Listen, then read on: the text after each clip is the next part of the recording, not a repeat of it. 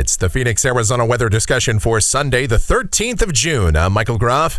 Our first major heat event of the summer with dangerously hot temperatures continuing through the entirety of the upcoming week and perhaps into next weekend.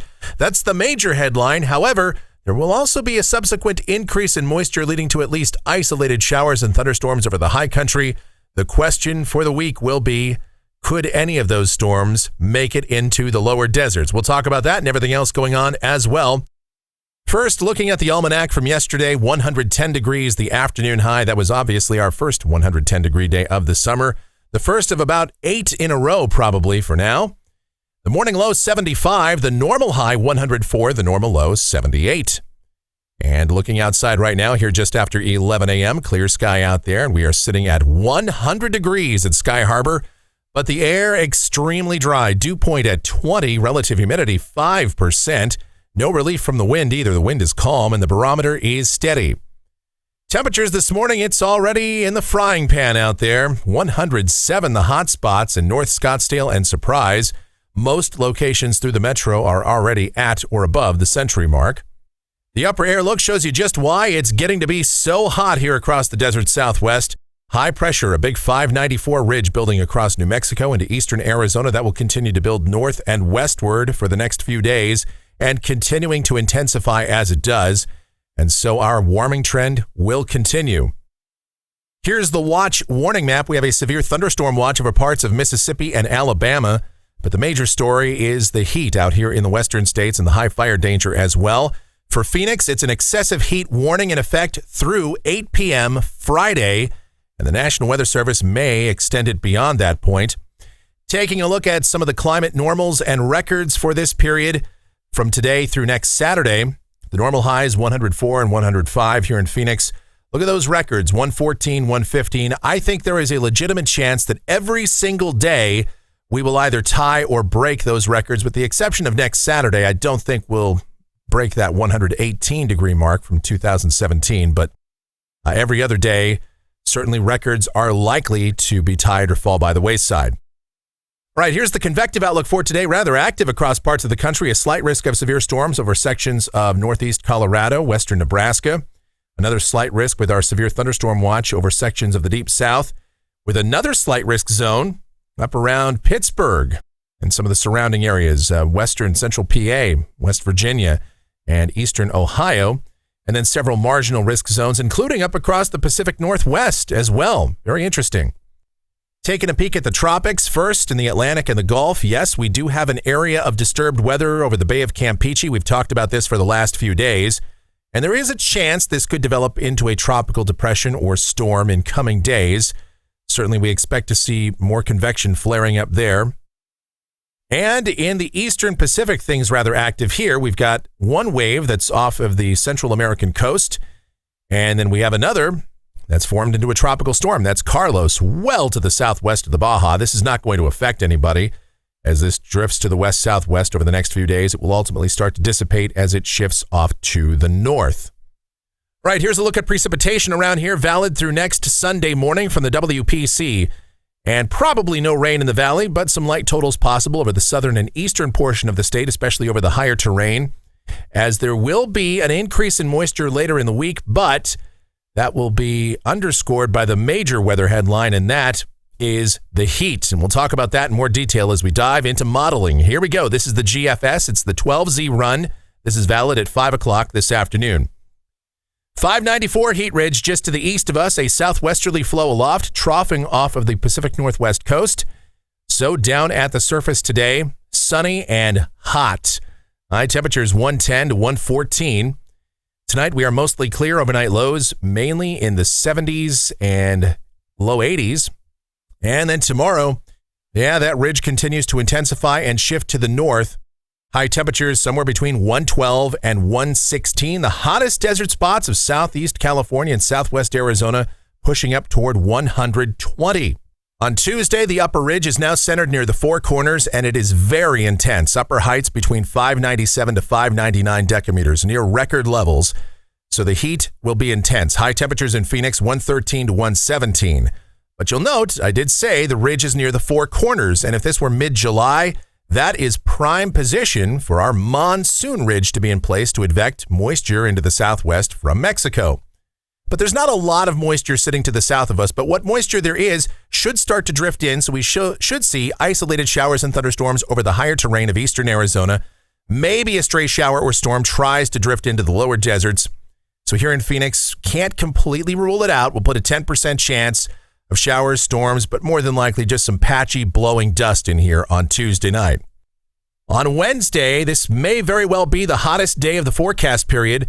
High temperatures 114 to 118 with that ridge at maximum intensity.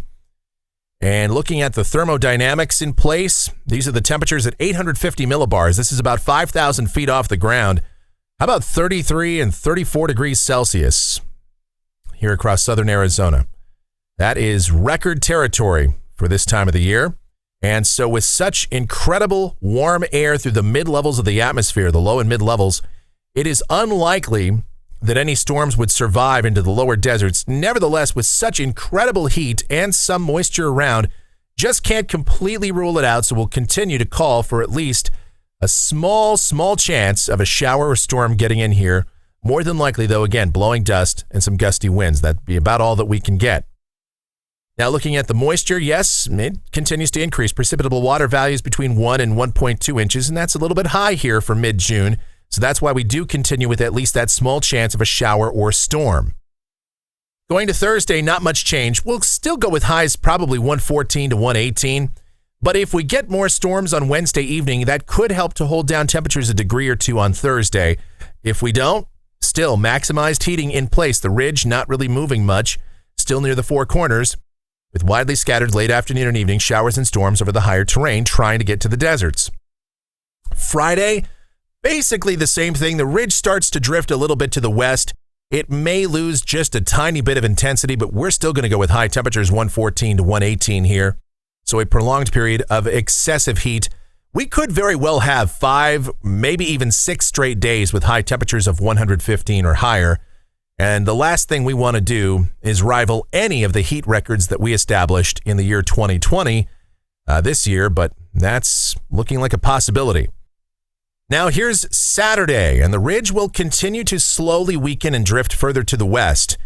And conceptually, this actually could be a better setup for getting showers and storms into the lower deserts. The ridge now centered to the west-northwest of us, perhaps across southern Nevada. The flow aloft starts to switch out of the northeast, and that could push showers and storms that develop over the higher terrain toward the deserts. Now, they're not going to be widespread convection here, so the prospects of rain still look very, very low.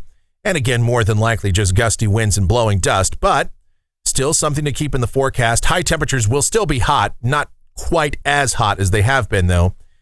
Still, I would put us at least in the 112 to 115 range, maybe a couple of degrees cooler than that if we can manage to get some more clouds.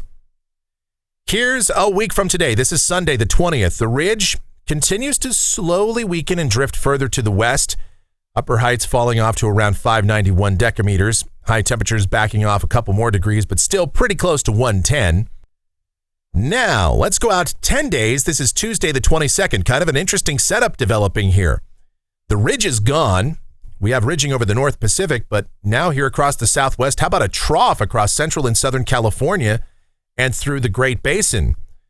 And with increased moisture expected out over the eastern Pacific here, according to the GFS, with this trough in place, we could start to see some moisture advection taking place over much of the Southwest. Widely scattered showers and thunderstorms possible over southern and eastern Arizona and into New Mexico, northern Mexico, and even off of the southern California coast. Very unusual for late June, to say the least, but this has been consistently advertised by the GFS for several runs now. But I'm going to give you the usual caveat here. This is 10 days out. It is almost certain to change between now and then. And certainly such an unusual climatological setup. I don't know if I'm going to count on this just yet, but something worth noting. And in this configuration, by the way, high temperatures would be much lower, but humidity levels would be higher. We'd probably have highs somewhere in the 101 to 105 range if this verifies.